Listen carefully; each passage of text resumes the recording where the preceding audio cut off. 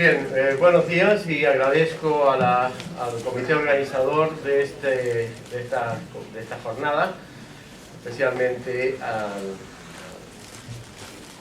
Miquel y a mi amigo Jordi Viader también, que han tenido esta gentileza de invitarme a este evento. Me han pedido que hable de un tema que con Jordi Viader trabajamos desde hace un tiempo, que es el tema de lo que es el angiosoma.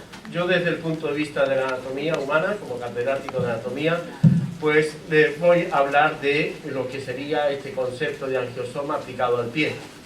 Ustedes ven aquí dos imágenes, que yo les digo que son de reflexiones vasculares. ¿Pueden apagar la luz, por favor? Apagar un poco de iluminación. Dos imágenes de reflexiones vasculares. Supongo que muchos de ustedes reconocerán el órgano que está aquí. Reconocen un riñón.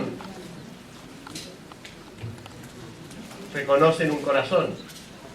Pues este riñón y este corazón es solamente todo el patrón vascular después de hacer una inyección vascular. Por lo tanto, el árbol vascular nos puede dar la representación tridimensional de lo que es un órgano cualquiera.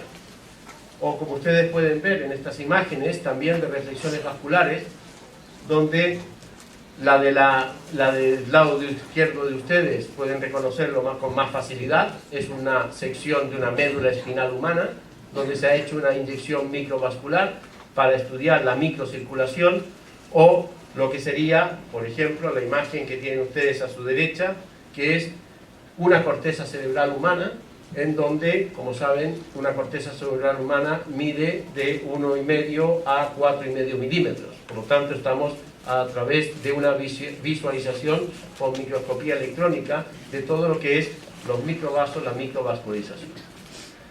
Esto es para demostrarles de que la configuración tridimensional de un órgano se puede representar a partir de su parte vascular.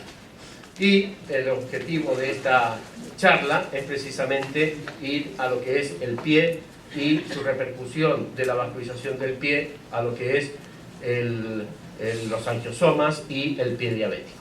Aquí ven ustedes moldes vasculares también inyectados, en donde está el árbol vascular de la pierna, el pie, o del pie en una visión más cercana. Bien, los antecedentes de los estudios vasculares para poder dar esta visión vienen desde el año 1889, donde Manchot, en un trabajo, era anatomista alemán, en un trabajo describió 40 territorios vasculares a nivel del cuerpo humano, y estos territorios vasculares, sin embargo, no consideró él ni la cabeza ni el cuello, ni consideró las manos ni los pies, pero ya hizo una descripción desde el punto de vista anatómico de 40 territorios vasculares. Posteriormente, Spateholz, una personalidad dentro del mundo de la anatomía, estableció que existían para la circulación cutánea vasos que eran directamente a la piel, y vasos indirectos a la piel. Además, estableció el patrón a través de una técnica que después les mostraré, que es la técnica de transparentación de Spateholz, que es una técnica en la cual se ponía de relieve lo que sería la organización de los adipocitos con el tejido conectivo en bloques, en espacios dentro del tejido celular subcutáneo. El trabajo de Adaki es una referencia en los estudios vasculares, donde hizo un estudio muy completo de lo que sería el patrón vascular en japoneses. Luego tenemos el trabajo de Salmon. Salmon, como anatomista francés, lo que hizo fue hacer, a partir del trabajo de Manchot, hacer estudios de inyecciones vasculares con sustancias radiopacas que permitían delimitar en el cuerpo la microcirculación, la circulación a través de radiografías, de angiografías. Este trabajo determinó que estableciera 80 territorios cutáneos a nivel del cuerpo, y donde estableció también que habían zonas hipovasculares, que eran zonas donde la piel es más fija, y zonas hipervasculares donde la piel es más móvil. Schaffer, en el año 1975, habló de las arterias cutáneas que procedían de septos intermusculares, atravesaban los tabiques intermusculares para llegar a la piel, y los estudió y los aplicó, porque es de los primeros trabajos que se aplican directamente a extremidad inferior. Y luego, y dentro de esta sociedad donde es multidisciplinaria, en donde hay muchos cirujanos plásticos, uno de los trabajos más importantes que dan lugar a la cirugía reconstructiva en cuanto a colgajos, a lo que son los flaps, es el trabajo de Cormack y de Lamberty en 1986. No comentaremos más de él, es un trabajo de referencia dentro de la cirugía reconstructiva. Y aparecemos en 1987 con el trabajo del australiano Taylor y Palmer, en el cual hace una referencia a el concepto de los angiosomas. Él hace un trabajo anatómico en el cual describe que el cuerpo está formado por una serie de bloques que llaman los angiosomas, en donde hay una arteria y una vena que recoge ese territorio. Este territorio sería a nivel tridimensional, en donde se incorporarían estructuras desde la piel hasta el hueso, es decir, incorporaría estructuras térmicas, faciales, musculares, periósticas, y estos bloques es el concepto que da tridimensional de los angiosomas.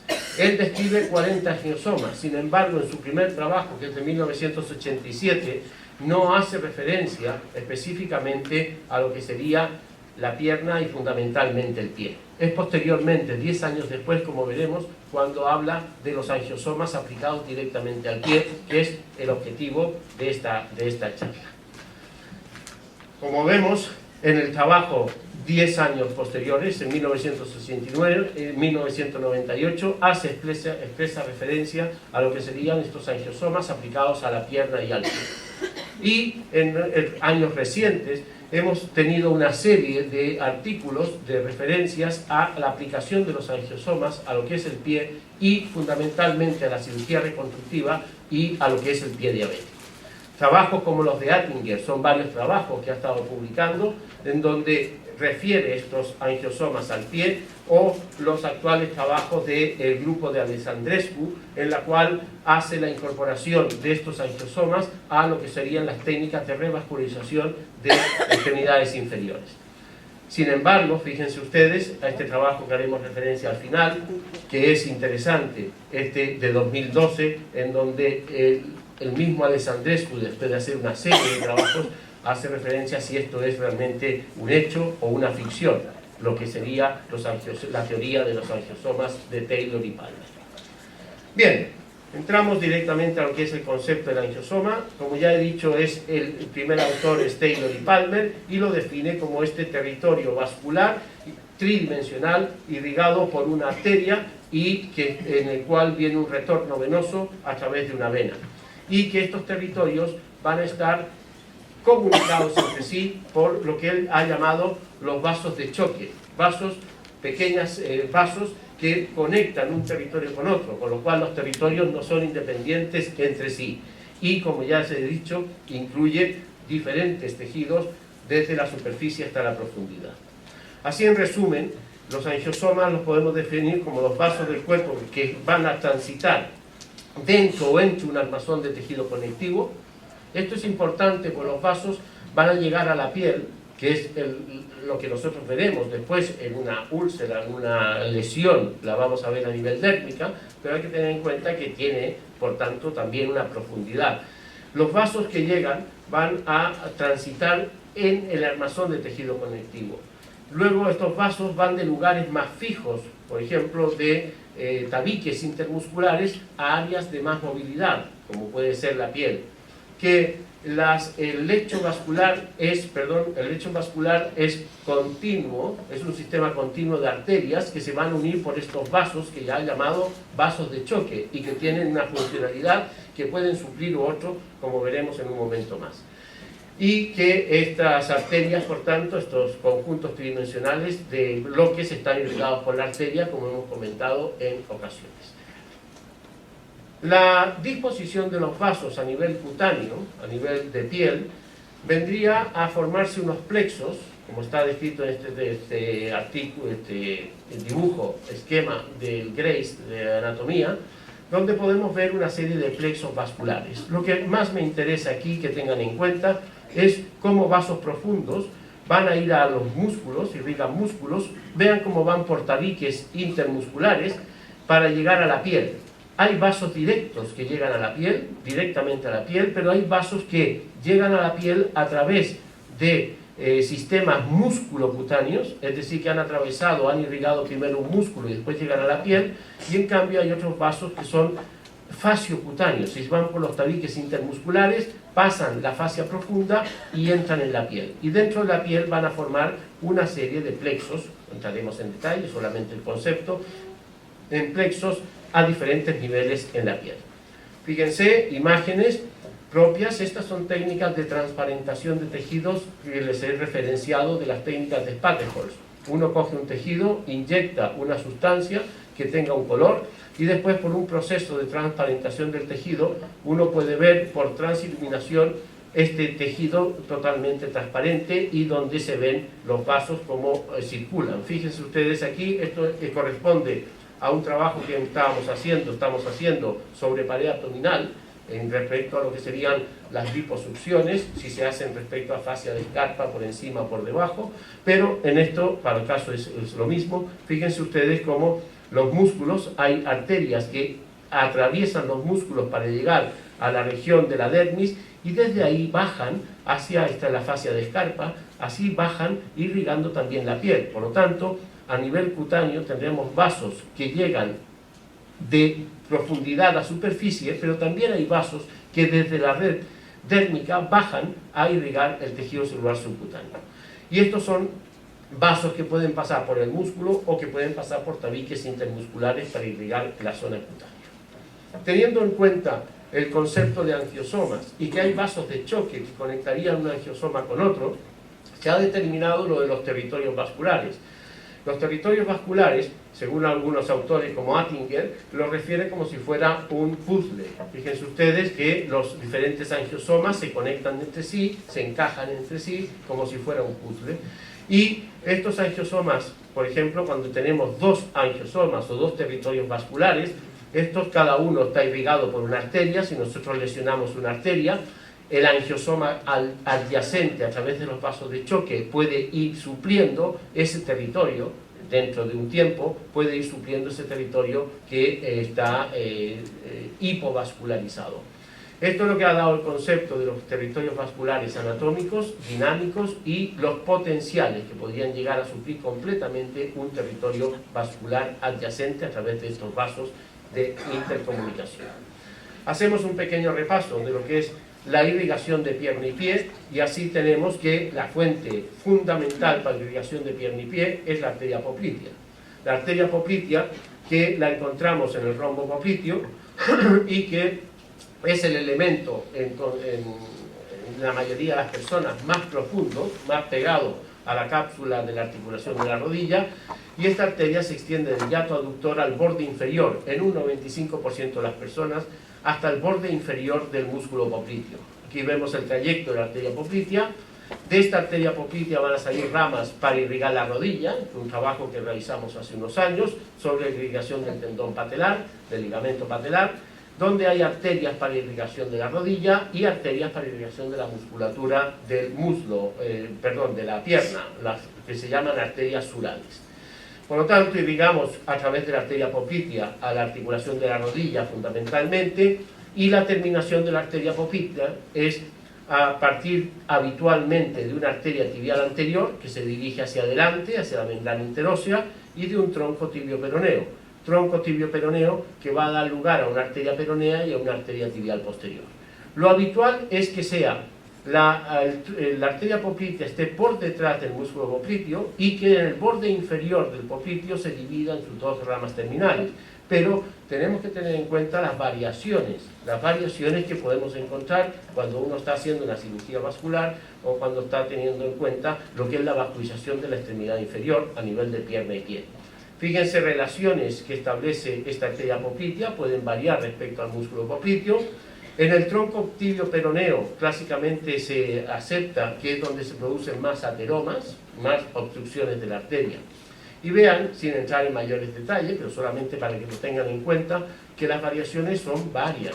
Nosotros podemos tener esta división típica de una arteria poplitea dividiendo en una tibial anterior un tronco tibio-peroneo, pero fíjense ustedes que podemos tener una arteria peronea naciendo de la con una trifurcación, podemos tener una arteria peronea naciendo de la tibial anterior, es decir, que existen variaciones que pueden determinarnos en algunos casos la justificación de algunas anomalías o algo que no veamos claro dentro de la irrigación de la pierna. De las arterias terminales, la tibial anterior se dirige hacia adelante, aquí tenemos cómo pasa hacia adelante y luego la vemos bajar por el compartimento anterior de la pierna, dando irrigación a la musculatura extensora, de la pierna, tibial anterior, extensor del primer dedo, extensor común de los dedos, peroneo anterior, musculatura del compartimento anterior.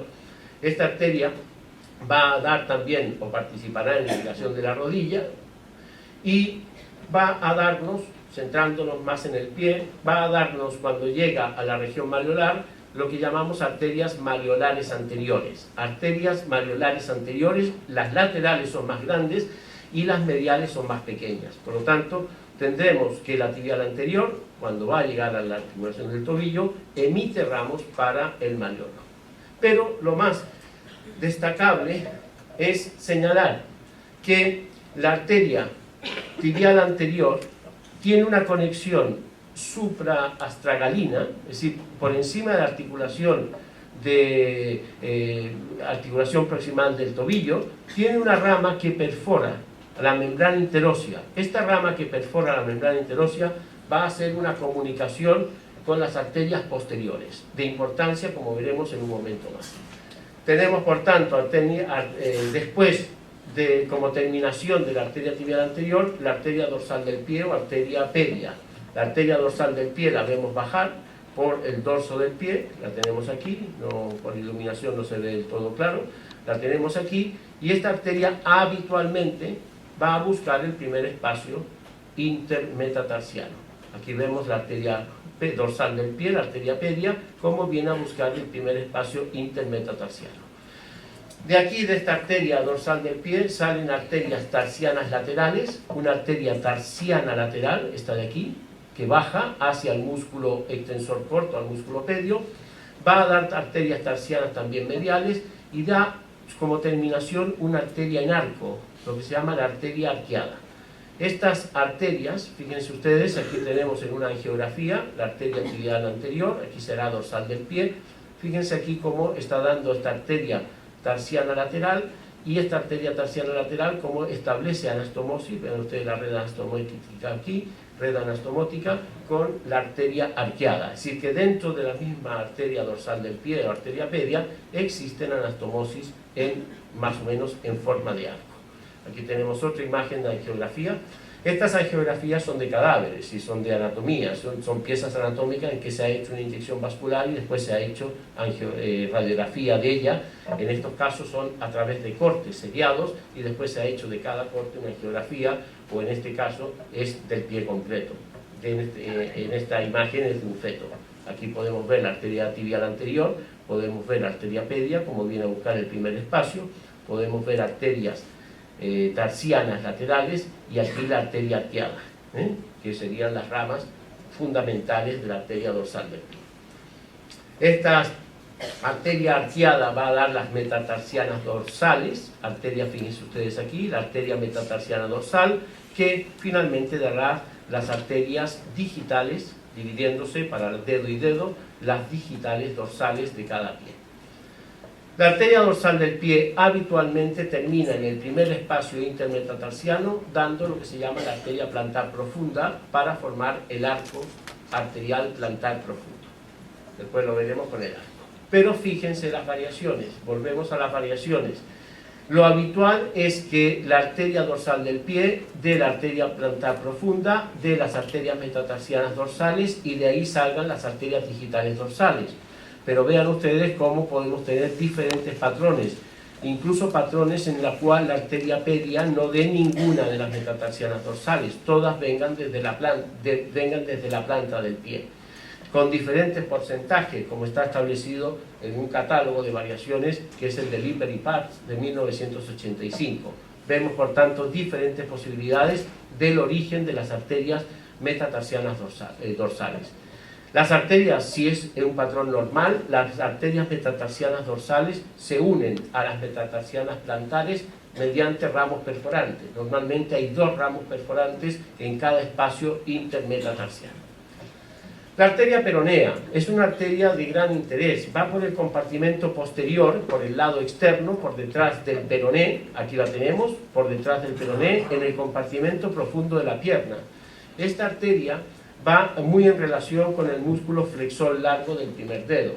Y aquí la tenemos, su paquete vasculonervioso, y la arteria peronea la tenemos aquí también, aquí bajando, o aquí también bajando.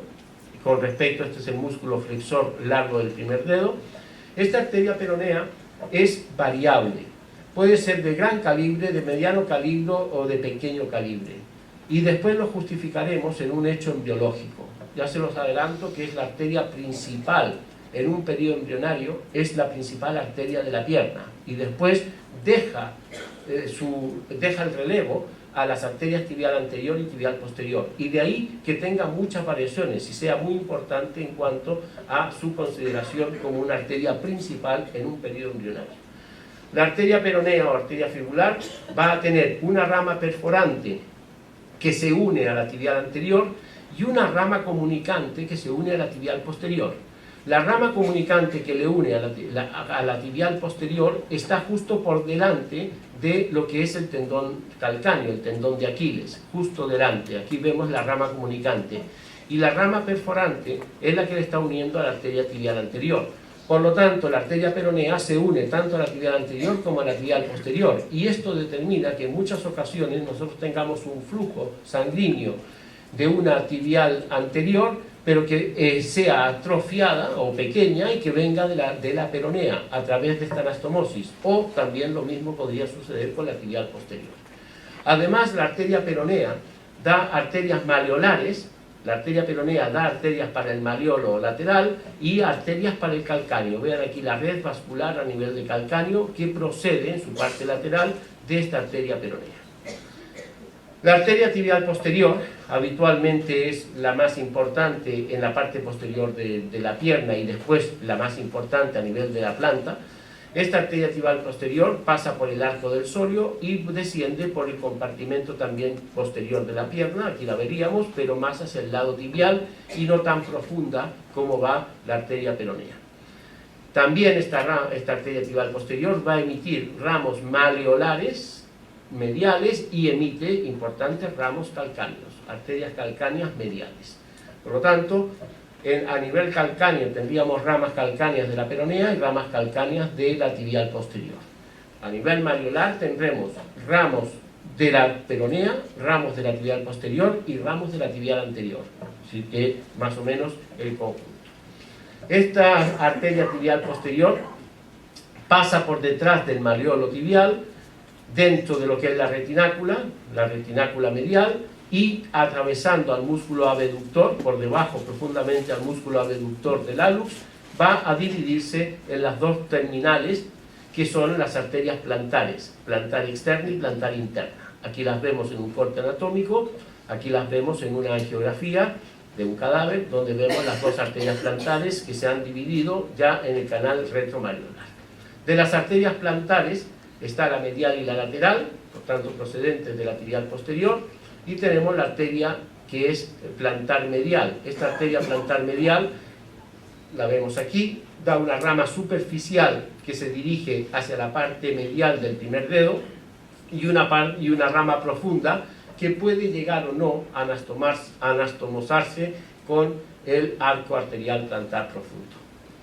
Aquí vemos, por tanto, la imagen es, por la luz tampoco se ve del todo correcta. Aquí vemos las ramas de la rama medial de la arteria plantar medial y vemos aquí anastomosis a nivel del primer dedo. Esto es lo que se ha llamado una anastomosis entre la parte dorsal y la parte plantar, que se llama anastomosis cruciate, la anastomosis cruciada, que se ve a nivel del primer dedo.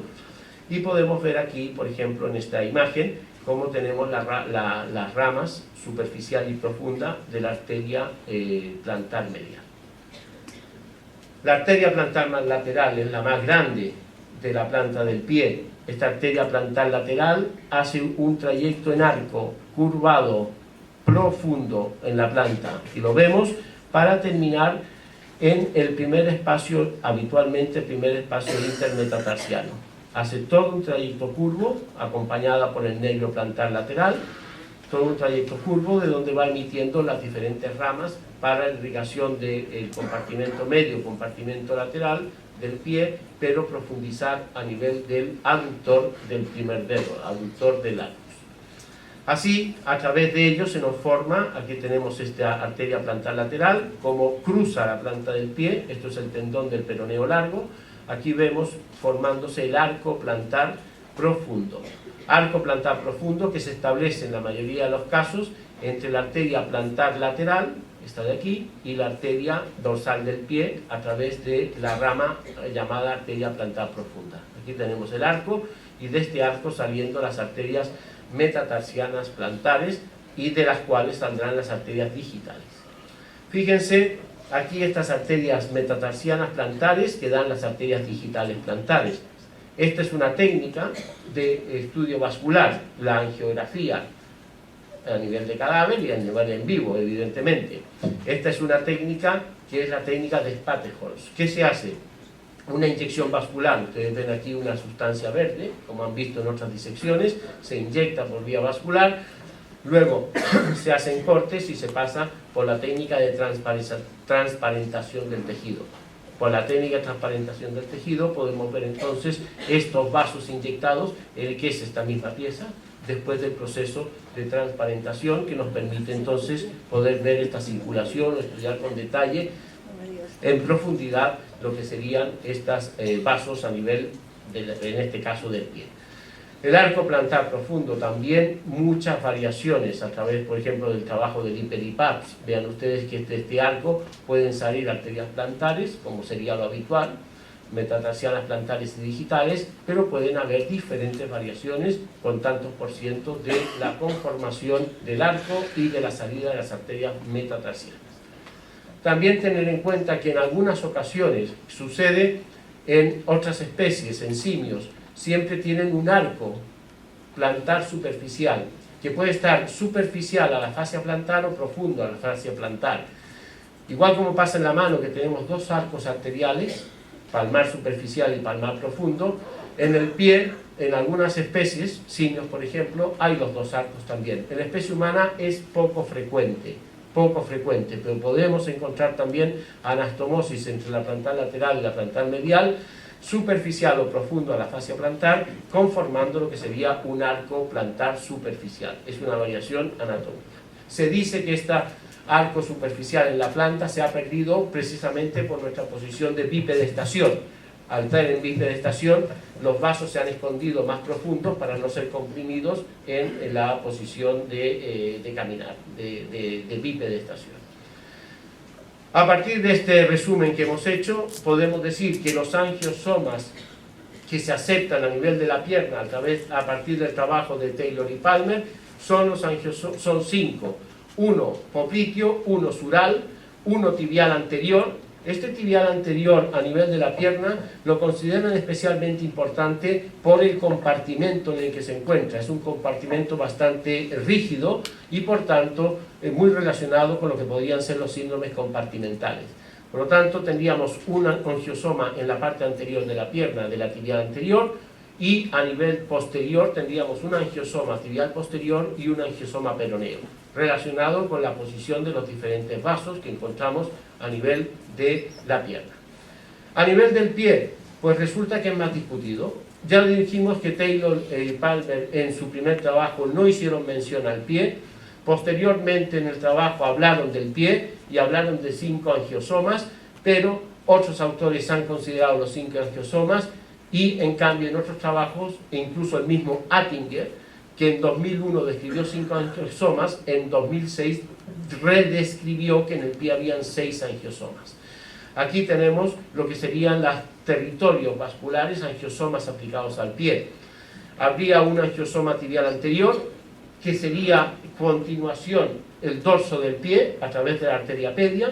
Tendríamos un angiosoma tibial posterior, que sería calcáneo, plantar lateral y plantar medial. Si las ramas calcáneas de la tibial posterior, la plantar medial y la plantar lateral, que harían su territorio, su angiosoma. Y luego de la peronea habría un territorio malleolar, este que algunas personas consideran sí o no, y un territorio calcáneo lateral. Por lo tanto, aquí es donde estaría establecido. Todos están de acuerdo que habría un angiosoma de lo que sería la arteria pedia, unos angiosomas calcáneos, laterales y mediales, dependiendo de la tibial posterior y dependiendo de la peronea, y los angiosomas plantar medial y plantar lateral, que harían referencia a lo que es en la planta del pie los territorios vasculares de estas dos arterias. Sin embargo, tampoco está del todo aceptado la cuestión de los angiosomas, cuántos son y la repercusión que pueden tener a través de lo que sería la cirugía, lo que incluso lo que sería la aplicación en el pie diabético. Ese es el trabajo que estamos haciendo con Jordi Viadé, de intentar precisamente correlacionar los angiosomas con las lesiones que se encuentran, que tiene de su casuística a nivel de pie diabético. Sin embargo, yo creo que hay que tener muy en cuenta que el concepto angiosoma se han de tener en cuenta las variaciones anatómicas, por eso he hecho un poco de mención a tener en cuenta estas variaciones, que muchas se explican por el desarrollo embrionario, la presencia de anastomosis que existen entre los diferentes territorios a nivel grande y a nivel de los vasos de choque.